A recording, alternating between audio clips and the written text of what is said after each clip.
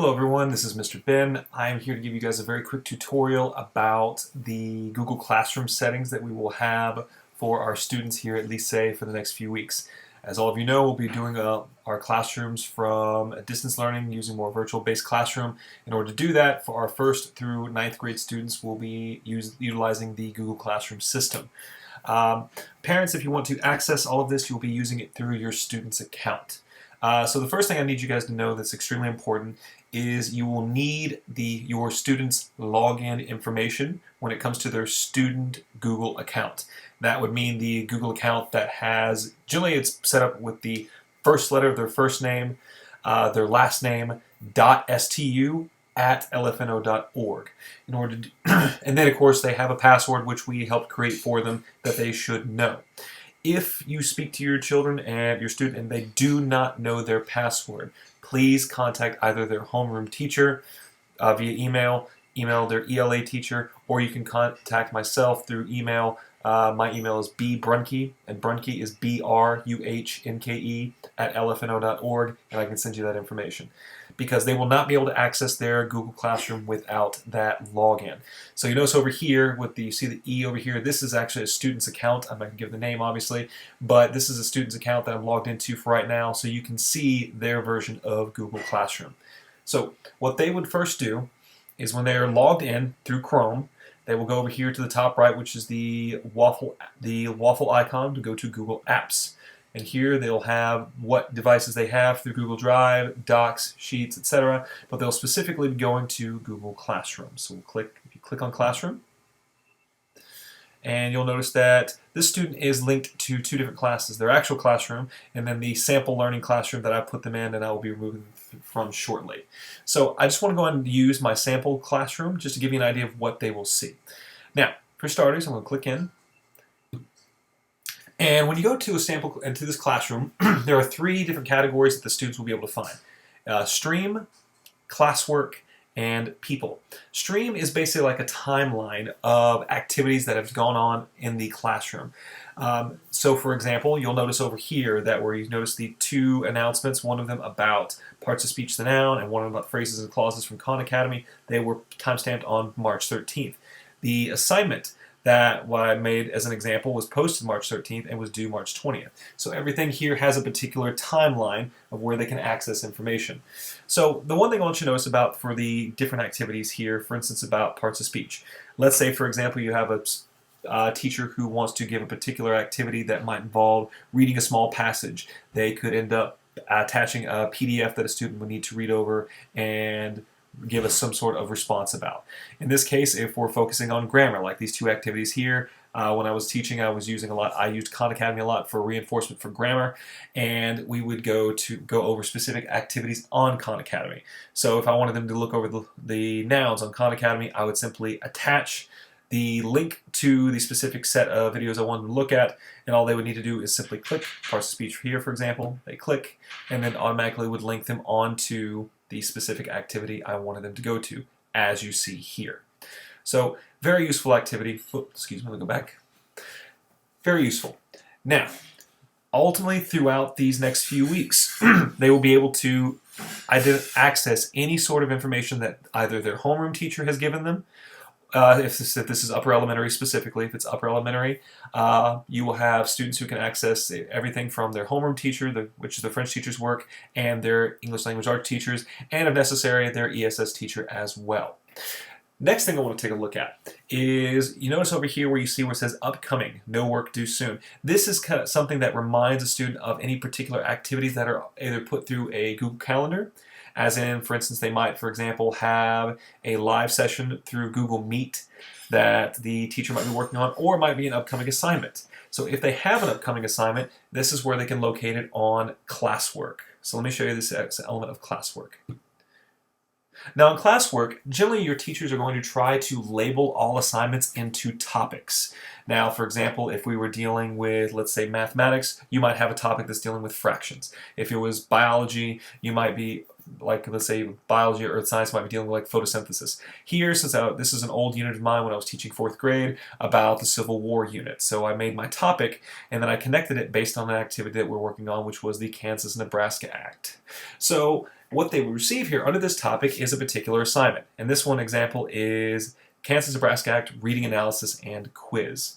So when they see this activity here, all they simply have to do is click on it, and it would then show the work that has been given. So I'm going to click on it real quick just as an example.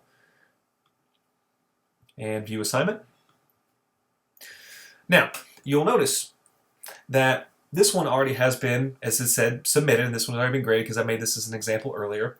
What would happen normally is under this they have the quiz, they have the title of the assignment. Generally, if the teachers feel it's necessary, they will also leave additional information about what exactly they will need to do, and that will be placed down here. After this, one thing they will also have generally are any sort of attached work. That attached work with either could be a PDF, it could be a video clip, whatever the teacher feels is necessary to help the student finish the assignment. Now, this one was known as an active reading analysis and quiz. What it basically meant was this activity involved reading over a passage, and they would be annotating the work, as in highlighting what they feel is important information, and for each highlighted piece of information, explaining why they felt it was relevant or needed to be highlighted to be understood. So there would be a PDF, and they would be able to click on that PDF and highlight, comment as necessary. But let's say, for example, that you had a student who needs, for example, to create some sort of written response. I'm going to click on Submit just to show this example. Okay. So you'll notice over here, if they need to create some sort of different response, and this is, they need to, let's say a Google Doc. They could go to Add or Create, which is right here, and they could either create a Google Doc, slides, sheets, or in this case, depending on the classroom, maybe they need to do some sort of creative drawing act. So what I'm going to do next is click on this, because what we will do is, depending on the assignment, as soon as you make the Google Doc, it will create the doc on another tab for you, and then it will put the student's name, and then it will put down the exact name of the assignment. Now, I'm going to do that very quickly, and then I'm going to cut that part of that out because I don't want to use the student's name. So here we go.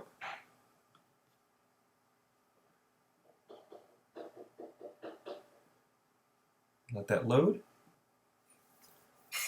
And we're back. So I removed the student's name very quickly just again because I didn't want the student's name to be revealed. But normally what happens, their name would be here automatically, and then the name of the assignment would be here.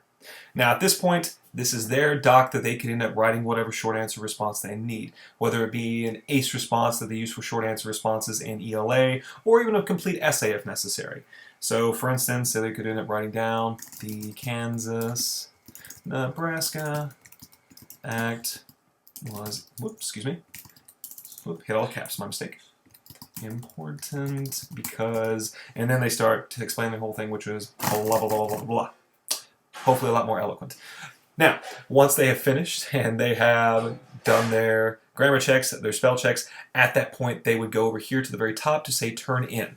What this will do is it will then get them back to their original screen, and then they have the opportunity to see if they need to make anything else, maybe a slideshow, or they need to work on a separate activity based in that same assignment. But this, when you click turn in, it basically means at this point, I'm done with this portion and we move back to the original class assignment.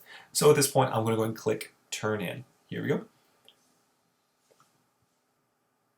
So now I'm back at the assignment, and you'll notice right here, it has this assignment for Kansas-Nebraska Act, and it's been made. And now at this point, if I want to turn it in, all I would do is normally, this says resubmit, and I'll explain that in just a moment, but normally you would not have this part right here, which is the grade, and you would instead, it would just say turn in. So I'm going to go in, so in this case, I'll go and click on it for you. What it's going to ask is one attachment, and you'll see the attachment, and if you're good with it, you click turn in. So at that point, that's going to go. Now that that's done, notice over here where it says private comment and it has my name and it says nice job. This is really helpful because when the teacher ends up submitting the assignment back to the student on their end, it will return, and it will return with a grade, and it can return with any sort of comment that the teacher may want to make, whether it would be something about positive, how well the work done, maybe something that they want to give as a critique to make sure to help them with next time, anything like that. What's also great is that in that Google Doc itself, the teacher can point out any particular things they want to in order to help benefit the assignment and allow the student to improve. Now, the other thing I want to point out is you'll notice where it says unsubmit. This is very important. Unsubmit, all this basically means is during a particular time, let's say for example your student ends up doing an assignment a couple days early. Great, fantastic, work smarter not harder, that's fantastic. So when they submit the assignment and maybe they think to themselves, you know what, there's something I overlooked, there's something I want to add, they can unsubmit that assignment, change whatever edit they need, and then resubmit before the due date. Now after the due date, if they submit it, it would then be considered late, and it would be marked in the into their product as late. So ultimately, if they do need to edit something they have the opportunity to, please make sure to do so before the due date, all that good stuff. So that's what they have for assignments, and this will be put in for other small assignments, quizzes, and we can even up to submission of essays if necessary. So this is what we have for the assignment portion. So very quickly, I'm going to go ahead and go back to the classroom. Now, so again, we have stream, which we've talked about, classwork, which we've talked about. Next one I want to talk about is people. Now, this one obviously clearly doesn't have a lot in it, it's just myself. But one good thing about this is for your students, they will have the opportunity, if they need to, is to make sure they can get direct contact with their teacher. And by simply clicking on this icon here to do a quick email to say, I need some help with whatever the particular idea, topic, assignment, etc. Another good thing that can be very beneficial is, and you won't see it here because there aren't any other students in this classroom, but below it you would see where it says students. And students, it would have a listing of other students in the class. Now, what can be beneficial about this is students, if necessary, let's say for example a group assignment or something like that, will have the ability to email other students in their classroom. Now, I know sometimes this can be a little worrisome because someone might say, well, I don't want my students having an email address to reach out to anyone else. We have had it set up where basically students can only email other students or teachers inside our class or school network. In other words, they cannot, if they try to send out an email to someone else, it won't go out. And that also means no outside email addresses could come in. So the only people that can email are other students or specifically teachers. So it has a great benefit when it comes to basically in-network communication. And they would be able to get in contact with teachers, whether it be one teacher or in case multiple teachers. Upper elementary, for example, will end up more than likely having the homeroom teacher, their ELA teacher, even possibly maybe an assistant teacher, an ESS teacher, whoever it might be. Okay, so this is the basics, or these are the basics of Google Classroom. I hope this tutorial was helpful. Again, if you are not able to find your students' information, please make sure to contact either your homeroom teacher, contact the ELA teacher. You can also, again, contact myself at bbrunke@elephado.org. If you have any questions, please feel free to reach out and I will help in any way I can. Thank you for your time and have a wonderful day.